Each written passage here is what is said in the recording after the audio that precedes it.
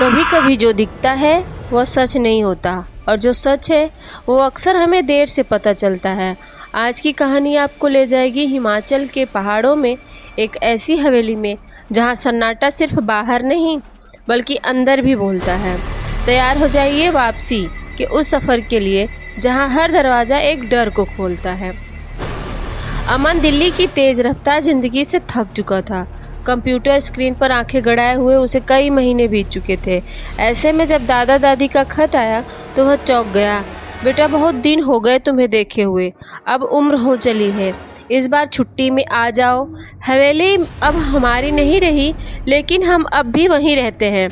हवेली, वही पुरानी हवेली जो बचपन में अमन और उसकी बहन निशा के लिए किसी खजाने की तरह थी, पर वो तो कई साल पहले बिक चुकी थी। भैया, क्या हम सच में वहाँ जा रहे हैं? निशा ने पूछा। हाँ, शायद हमें जाना चाहिए। आखिरी बार सब साथ में वहाँ गए थे जब मैं 12 साल का था, अमन ने जवाब दिया।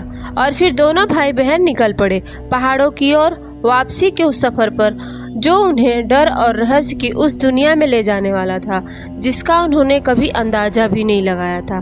हिमाचल की वादियों में उनकी कार आगे बढ़ती गई। सड़कों पर धुंध का जाल, ऊंचे चीड़ के पेड़ और हर मोड़ पर अजीब सी खामोशी।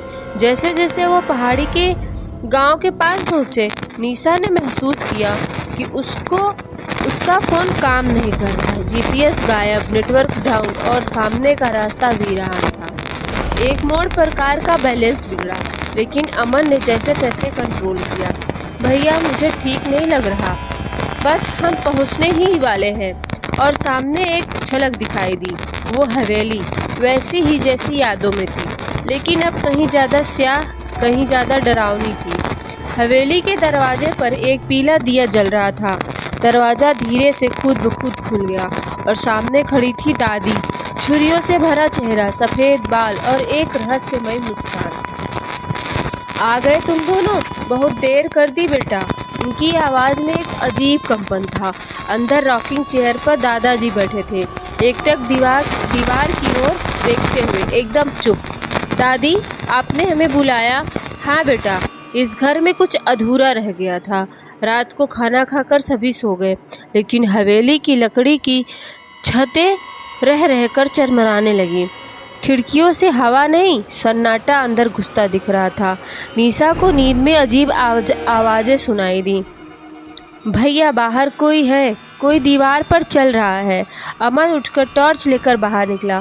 कोई नहीं था, पर कमरे के शीशे में उसे एक पल का एक चेहरा दिखा, सफ़ेद आंखों वाला।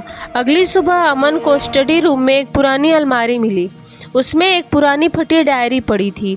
उसमें लिखा था, राजीव की आत्मा इस घर से नहीं गई, वो अब भी यहीं है। उसने अपने हाथों से दरवाजे बंद किए और हमेशा के लिए खुद को कैद कर लिया। राजीव? अमन ने दादी से पूछा। दादी, ये डायरी किसकी है? कोई नहीं बेटा, मत ढूंढो वो सब, दादी ने कहा, पर उनकी आंखों में डर था। रात को निशा नींद में चलते हुए तहखाने की ओर चली गई। अमन उसके पीछे पीछे गया। तहखाने में एक दरवाज़ा था, जंग लगा हुआ, और उस पर खून से लिखा था, मत खोलो, यहाँ पाप दफन है। निशा बुदबुदा रही थी। राजीव बोला, वो भी यही है, वो कहता है खोलो। दरवाज़ा खोला गया और अंदर था एक छोटा ट्रंक। उसमें से एक बच्चे की हड्डियाँ और एक स्केच बुक निकली। हर स्केच में एक ही चेहरा, दादी, पर आंखों में लाल रंग और होठों पर चीखते बच्चे। हवेली की हर दीवार से अब आवाज़ें आने लगी। दीवारें भीगने लगीं, लेकिन ये पानी नहीं था, कुछ चिपचिपा और लाल। दादी की आंखों में अब डर नहीं था, बल्कि गुस्सा था। तुमने उसे जगा दिया, वो अब नहीं रुकेगा। रात होते ही हवेली की बत्तियां गुल हो गईं। हर दरवाजे के पीछे से आवाज़ आई, मैं यहीं हूँ, मुझे क्यों मारा दादी? राजीव की आत्मा अब हवेली में जिंदा थी। अमन ने दादी का सामना किया। आपने उसे क्यों मारा? क्योंकि वो सच बोलता था और हमारे परिवार की इज्जत दांव पर थी, दादी ने बोला। राजीव की आत्मा दादी को तहखाने में घसीट कर ले गई। हवेली कांपने लगी। निशा ने राजीव की स्केच बुक को आग लगा दी और एक जोरदार चीख के साथ सब रुक गया। सवेरा हुआ, हवेली शांत थी। राजीव की आत्मा मुक्त हो गई थी या शायद सिर्फ रुक गई थी। सवेरा हुआ, हवेली शांत थी। राजीव की आत्मा मुक्त हो गई थी या शायद सिर्फ रुक गई थी। अमन ने दिल्ली में अपने ऑफिस में काम करते हुए एक दिन डेस्क पर एक पैकेट पाया। उसमें वही पुरानी डायरी थी और एक नया पन्ना। मैं अब भी यही हूँ, क्योंकि जिसने मुझे देखा वो भी अब मेरा हिस्सा है। अमन का गला सूख गया। पीछे से ऐसी हवा नहीं, किसी की सांस लेने की आवाज़ आई।